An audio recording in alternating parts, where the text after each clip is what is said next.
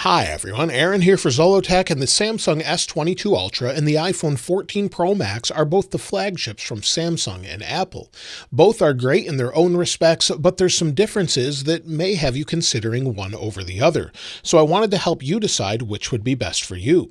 So we'll cover the major differences in this video, such as the overall design, build, display, cameras, battery, and more. But since things like price can change depending on where you live, we'll go over the major changes. Now, the first thing is the build, design, and feel. The S22 Ultra is made of aluminum or aluminium, depending on where you live. The outside edge or frame is completely aluminum, and you have glass front and back. And the glass is Gorilla Glass Victus Plus, which is very durable, although in certain drop tests, you do find that the 14 Pro Max, maybe because of its flat display, seems to be a little bit better with those drop tests.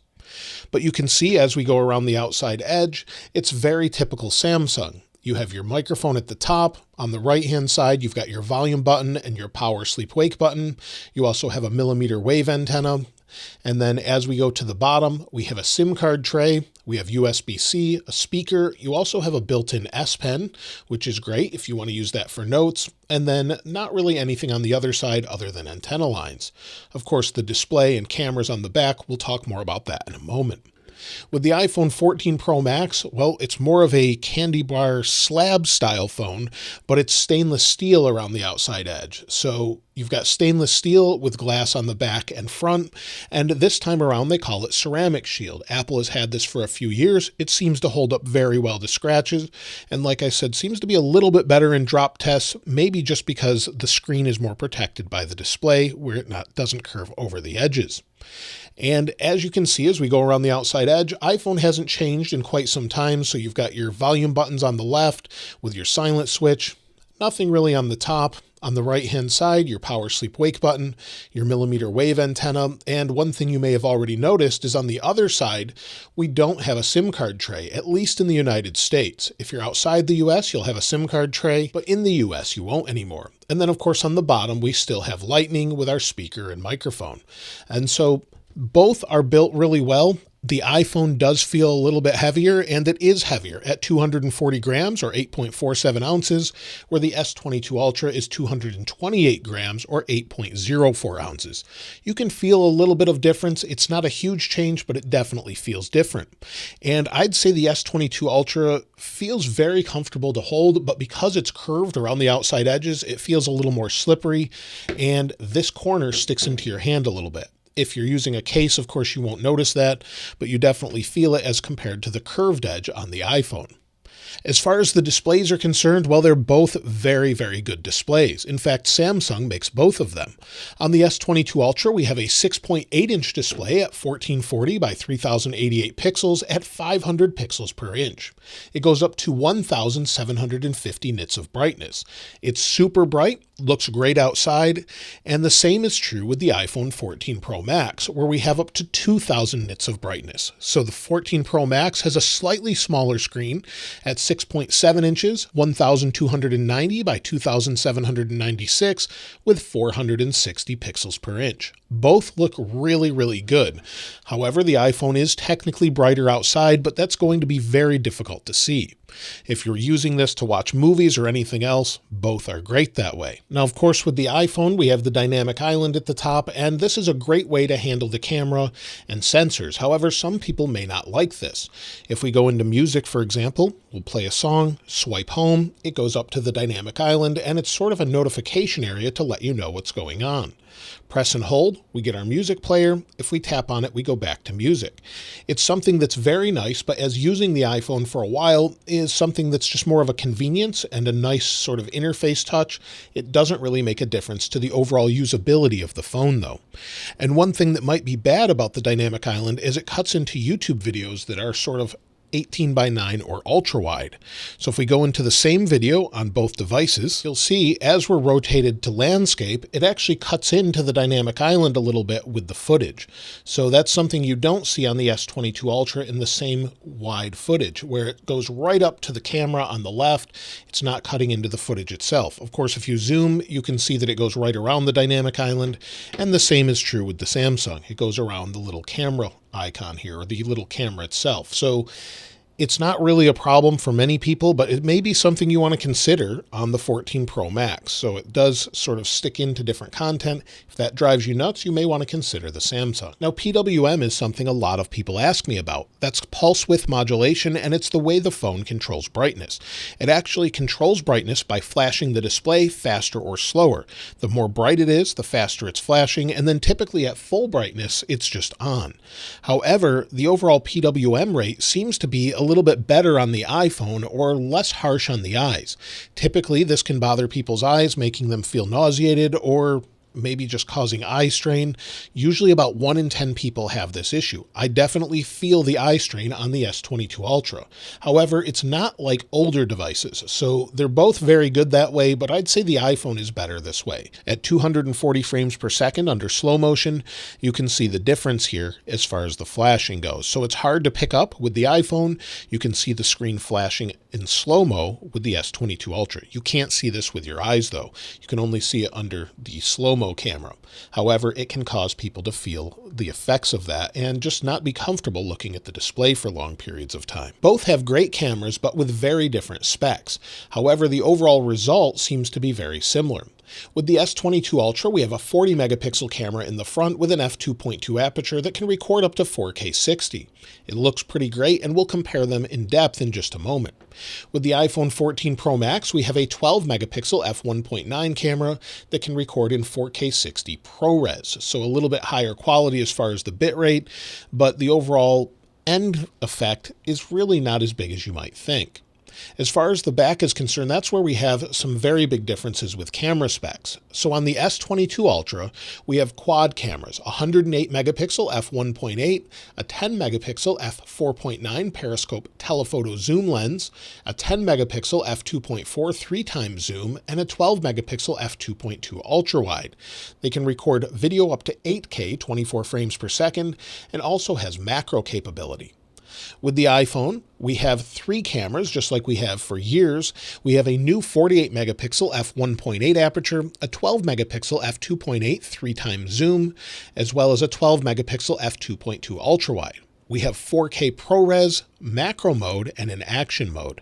So those are the newer things this year, and cinematic mode in 4K. Now let's go ahead and compare both the cameras and see how they actually do with different sort of conditions, and let me know what you think about it in the comments below.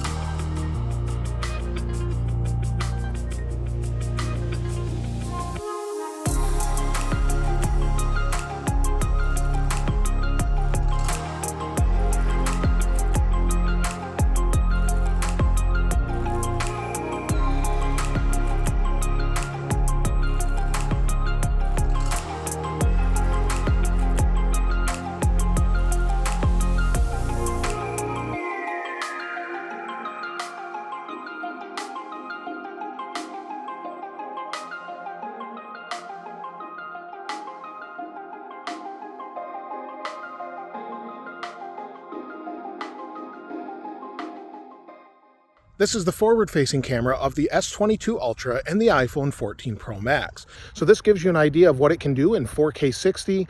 I really haven't changed any settings. It's just hit the record button and see what it can do. So here's the microphone from the 14 Pro Max compared to the microphone of the S22 Ultra. Let me know which one you think sounds best and looks best in the comments below.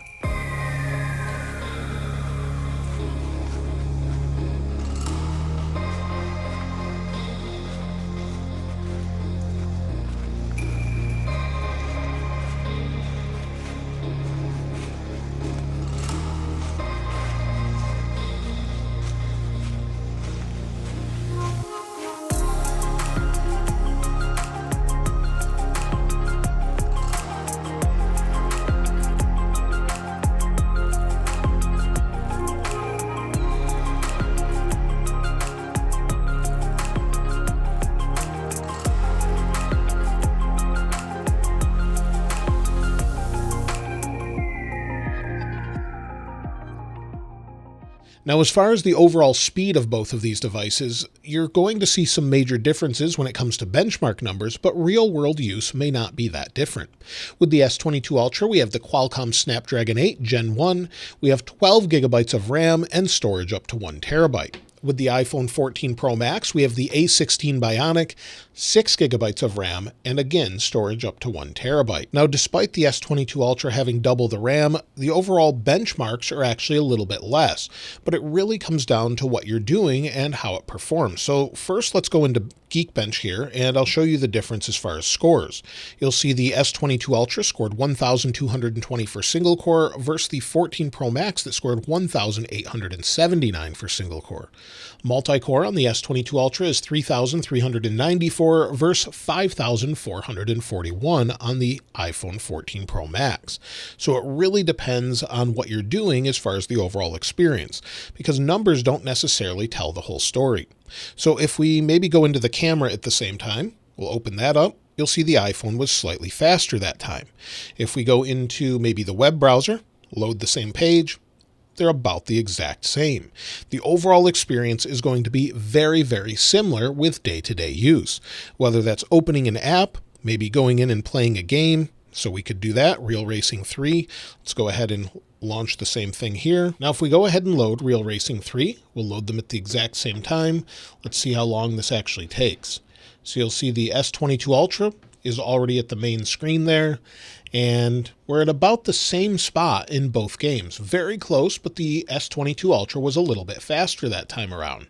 So very similar as far as overall performance there. Frame rates are good as well when you're playing the game, and I really don't see much of a speed difference with day-to-day use. The major difference would be with the neural engine in the iPhone 14 Pro Max that can actually help with processing photos and more. But with regular use, unless you're really pushing these things, you won't see much of a difference. Now, one of the most important things, of course, is battery life. And with the S22 Ultra, you have a 5,000 milliamp hour battery. With the 14 Pro Max, you have a 4,323 milliamp hour battery. Now, depending on which test you run or what you're actually doing with them, can make the overall experience vary greatly. With the S22 Ultra and 14 Pro Max, you're going to get between 10 minutes to 2 hours of difference as far as the overall battery life, with the iPhone coming in a little bit better. So some tests I've seen as little as 10 minutes up to 2 hours or more. If you saw Mr. Who's the Boss tests, he actually had it about 2 hours better. It just depends what you're doing. If you're watching Netflix, or maybe you're just using YouTube, or if you're playing Real Racing 3, those things will make a very big difference in the overall experience. But both of them having giant batteries and the ability to fast charge at 15 watts wirelessly really seems to make these both great to use, and you will easily get through a day with both of them. But they're so similar, I really wouldn't pick one over the other based on battery alone, unless you're doing specifically heavy tasks with the camera or more. Now, as far as the OSs are concerned, both are really good at this point. We've reached a maturity level where it comes down to personal preference. You're really not gaining anything with iPhone over S22 Ultra, with the exception of maybe you have family members who use iMessage and they use that feature, as well as Find My. That's actually what I find in my family, is everyone uses iPhones, so I pick this for that reason. If I had iMessage and everything else on the S22 Ultra, I may pick the S22 Ultra for a while. It really comes down to personal preference, as both OSs are quite good. They offer similar customization as far as the lock screen. So if we go to the lock screen here, you can fully customize it on the S22 Ultra, or you cannot customize it. That's the difference with Android. There's more customization, but iOS seems to be getting more and more of that now. As far as overall stability, well, Android seems to be a little bit more stable, which is something I thought I'd never say. iOS is quite good, but lately with iOS 16, it seems to be a little less stable as far as bugs and more. But both get regular updates, at least monthly, and that's a great thing. So hopefully both just continue to get stable and more mature. But it comes down to which ecosystem works best for you. If you want an Apple Watch, you're going to have to use an iPhone. If you don't care about that and you want something else, the Pixel Watch or Samsung Watch, watches or Garmin watches, whatever you'd like, you can pick the S22 Ultra and use whatever you'd like with it. Both will be supported for years as far as updates and security updates. Samsung has really bumped that up recently with the S22 lineup and previous updates where you get at least 4 years of features and security updates. And with the iPhone, Apple doesn't say, but you get about 5 to 7 years depending on the device in the past. So they don't give a guarantee, but that's what we've seen for many, many years. As far as which one you should choose, I think that comes down to personal preference because both are so good in their own way that they're both equal. They're similar priced, they're similar hardware. The iPhone feels a little bit more durable just because of the stainless steel maybe or the squared off edges, but they both feel about the same. And I really have no complaints about either one as far as if I picked one over the other than the overall ecosystem itself. So if you picked the Samsung, I think you'd really enjoy it. If you pick the iPhone, I think you'd enjoy it. But let me know which one works best for you in the comments below. And of course, if you'd like to get your hands on this wallpaper, it will be linked in the description as always. If you haven't subscribed already though, please subscribe. And if you enjoyed the video, please give it a like. As always, thanks for watching. This is Aaron. I'll see you next time.